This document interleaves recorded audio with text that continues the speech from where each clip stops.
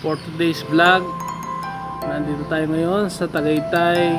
Kasama natin si Mrs. siyempre, si Eden, si Renzo, si Jaja, at si Juliet. Gusto ko lang i-share guys, isa sa pinakamagandang kainan dito sa Tagaytay. Ang pangalan ng restaurant ay RSM.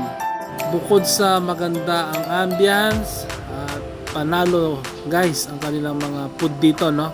Masarap ang kanilang mga food dito. Must try it guys. Salamat sa panonood. Enjoy the view, enjoy the rides.